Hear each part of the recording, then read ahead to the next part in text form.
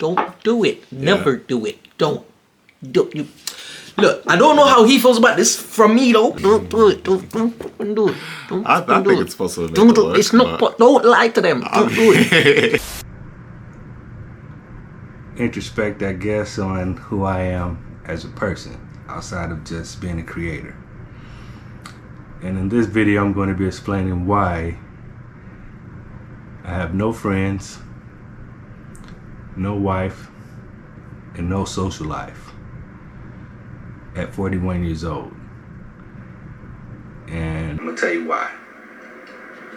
Niggas need to learn how to DM bitches, by the way. Look, there's nothing wrong with starting a relationship on social media. People over a certain age have this aversion to wanting to start relationships online. And a lot of young people try it these days too. There is zero shame in finding the love of your life on Tinder, Hinge, or Instagram. If you really gel with this person, there is no shame in it whatsoever. People have told me, oh, I'd rather just meet them in a coffee shop, naturally. How often do you talk to strangers in coffee shops?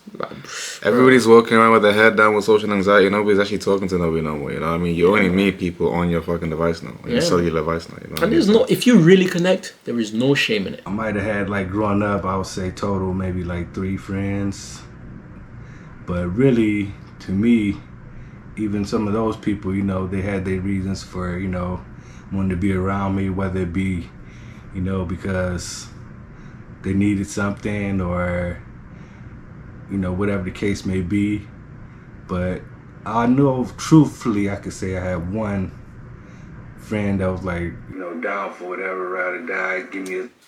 Is there a problem with starting relationships not necessarily of our intrinsic desire to want to get to know someone? We've been brethren before this, innit? So I'm saying, like, imagine cool, we both have like content with fucking million up or whatever, and you meet a guy and you're like, cool, let's just make content together because it makes sense for the channels, and you clearly want something off each other. Of course. So cool, he has less followers than you, so you know that he would benefit more from that. But you do it anyway, and you create a friendship of that. Is there a problem with that? Good question. I don't think there's a problem with it. I think it's more likely there's going to be some kind of tension there if things go left or right, and it might not be as authentic. But I feel like when you meet somebody else that does something that you do, you can gain from immediately more often than not. There's like this mutual understanding. But how to not end up 41 with no friends? If you see anything, a spark in somebody, make the effort. Take initiative. Make the effort. I ran into this brother here on a random, Tuesday afternoon. He was walking around holding a copy of The Art of Seduction by Robert Greene. I remember it clear as day. I was like, yo, it's not every day you see somebody's walking around with this book, I was like, yo, there's something about this guy that's a little different from most people. I could have just let him go off and, like, never spoken to him again, but it's like, nah, let me get your Insta, yada, yada, let's actually do something, let's go to the gym. And before you know it, boom, you know what I mean? I think in England, there's, like, this weird thing of, like, everyone's huddled up.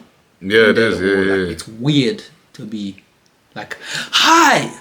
Let's be friends and actually want to. Or if you're watching this in 10 years time or whatever, if you ever meet me, assume that I want to be friends with you, like, because building relationships is honestly kind of hard. Don't look down on people though.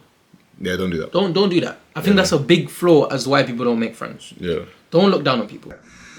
Out of the fear of getting close to somebody and then losing them, I guess.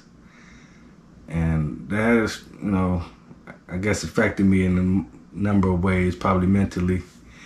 So it was just difficult for me to bring people close into me again, and enough to make them friends, I guess. And so I think for introverts especially, I think it's not a mistake to be who you are if that's just how you are. But I think he just stayed in his comfort zone. Yeah. Honestly, like, that's what it just sounds like. Yeah. And, like, it's hard, bro. It's hard to step out. Yeah. But you gotta do it. At some point, you gotta step out your comfort zone. And that's all it is. That's all I'm hearing. The definition of improvement is taking things you're uncomfortable with and becoming comfortable with them, right? Kaizen. What does that mean? It means you're gonna have to step outside your comfort zone. I do feel for my man. I really do. Yeah, really. So I ended up enlisting to the Army. Once I got in there, that one friend that I had, we still talked occasionally on the phone, but during like boot camp, you can't talk on the phone at all. So it's like no connection with anybody from the outside world. Once I got out of that, and got to my unit, you know, I spoke to him occasionally, but we're in different states. At that time, I was living in. I imagine the dynamic in the army is very. I think they kind of perpetuate that kind of. No, my older brother's in the RAF. Yeah. Opposite, bro. Because you have to deep every day. Yeah. You have like one guy screaming at all of you. Yeah. And like you're in the same bunk room together. Yeah. 8 man on bunk beds. Jogging till you vomit. Drinking together every evening. Seeing each other every day. The proximity is actually like the perfect breeding ground for friendship. Like, if you don't make friends in that situation, it's like, bro. You think you're doing something wrong? Yeah. You know what I mean? You're actively. No, but at the same time, bro,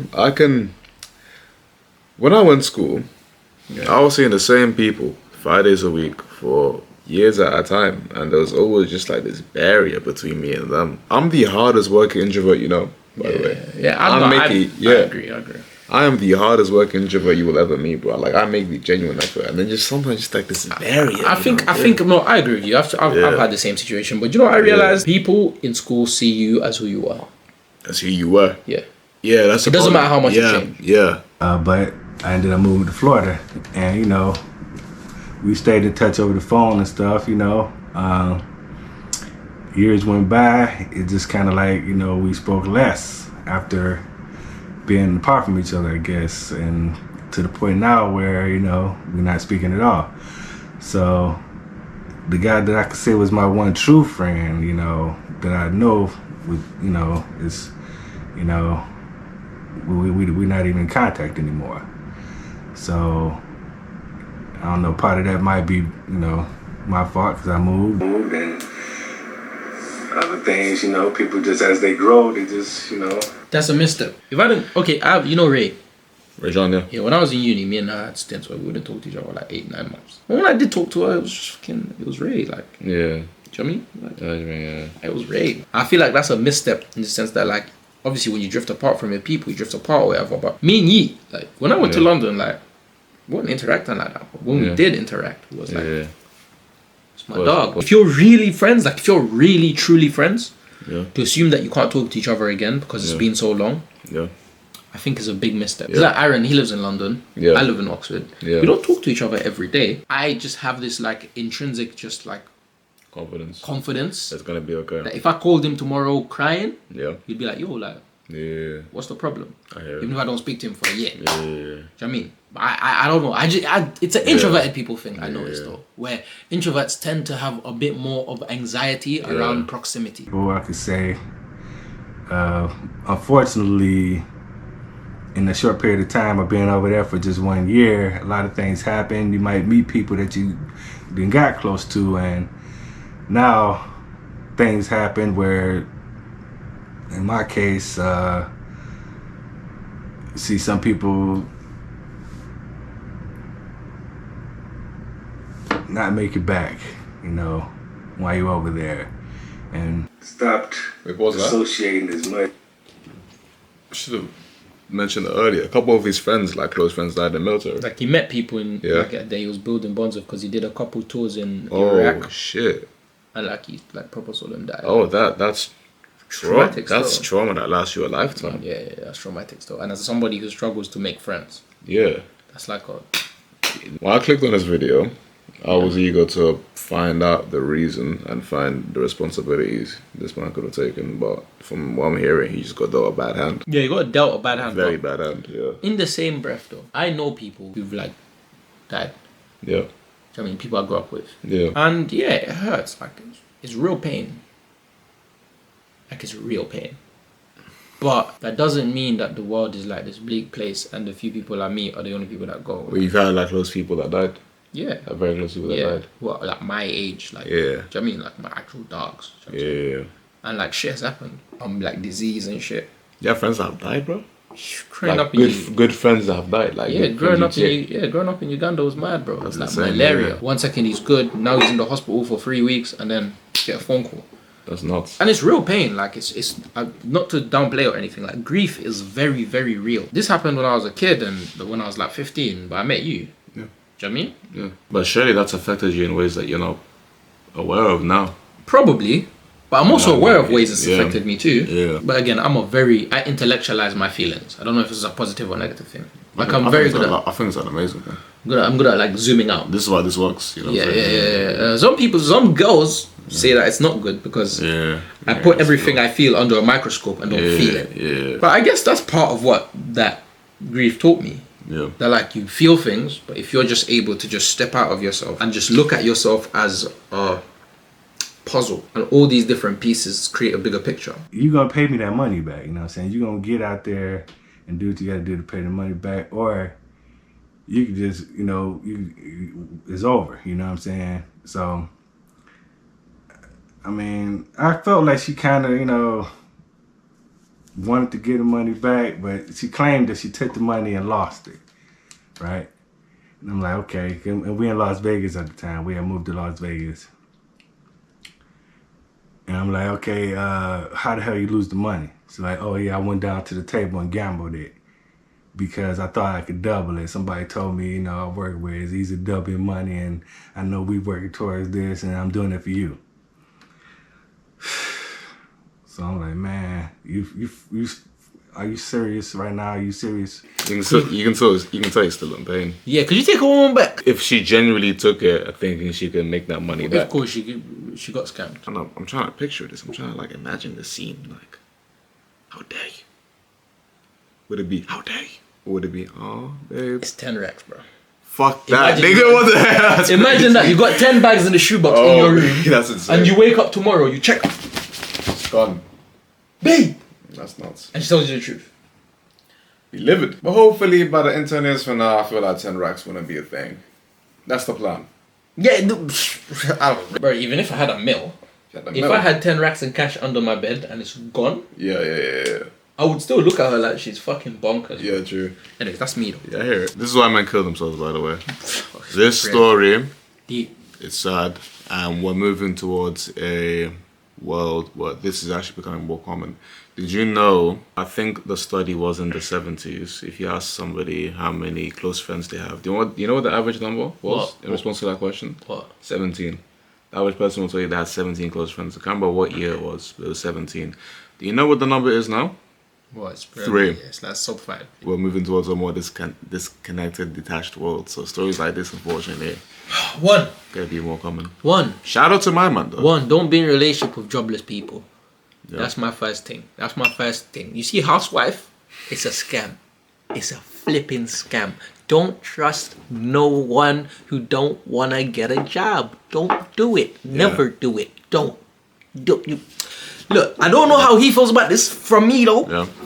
If she says she wants to be a housewife or you wants to be a housewife, don't do it. Don't do it. I think it's possible. Don't do it. It's not. Don't lie to them. Don't do it. They will steal your 10 racks, bro. That's jobless behavior. I think, yeah. If she can't rise her own 10 racks, she'll take yours, G. I'm telling you. I am telling you. Next thing, outside your comfort zone. The greatest things are in periods of growth. You have to become the type of person you want to be. If you're shy, you have to make the effort not to be shy. It won't just happen to you. Yeah. 2, character judgment. Very vital skill. As important as learning how to swim. If your character judgment is flawed till you're old, you will get hurt and scammed again. I know a lot of girls who end up getting into relationships where they always get beat up every single time. They're confused why. And then I ask them, what's a common trait between all of their men? And they say, the men, all of them are stoic, hard. I want to prove how hard they are to the world. You know what I'm saying? If you're linking men who only know how to express frustration through physicality, guess what? They're going to beat niggas up and they're going to beat you up too. So listen, character judgment. Character judgment is so vital. 3, date people with a job. It was 1, wasn't that 1? Yeah. Is that deep? It's so deep for me. I learned a few lessons from this. 1, step outside your comfort zone again. I feel like he didn't make the effort. This man definitely made the effort. Could he have made more of an effort? Potentially. Again, like... When he was younger, maybe. When he was younger, perhaps, yeah. Maybe when he was younger, perhaps he could have made more of an effort. I understand it's much easier said than done, but like, if I can do it, trust me. He's seen me grow over the years. Quite a few of my close friends have seen me grow over the years. If I can do it, trust me, I was the most neurotic, antisocial, like, withdrawing kid there was. Now, people say oh, you're a certain height, you look a certain way. I won't deny, yeah, cool, that made things a lot easier, but it's still a lot of hard work. So I feel like if I can do it, anybody else can do it. You know what I mean? Yeah, I think that's the main lesson I'm going with. Yeah, man, put in effort, man. Yeah. Put in effort to make friends, man. It's hard, but everyone's on the same side of the fence as you. They're not sure. Yeah. Somebody has to put their hand out. We're all a collective consciousness at the end of the day. Like, I don't think anybody inherently wants to be left alone. I don't think anybody inherently hates... Even Diddy, clearly Diddy. You know what I'm saying? Even the most recluse, even all you internet warriors that spend 90% of your waking hours online, like, you guys also want friends. Don't tell me you don't. Like, you do. So think about it. Everybody wants friends. Everybody wants friends, but for some reason, nobody's making the effort. If you can be the person to like break that barrier, make the effort, it's gonna become reciprocated. I'm telling you. Oh, one more thing. So yeah, he's 41 and he still has room for growth. Yeah, he's got time. He's got time. He's 41. Yeah, you're definitely not 41. And if you are, thank you for being here. We love you. We love you to death. It's never too late. It's never ever too late.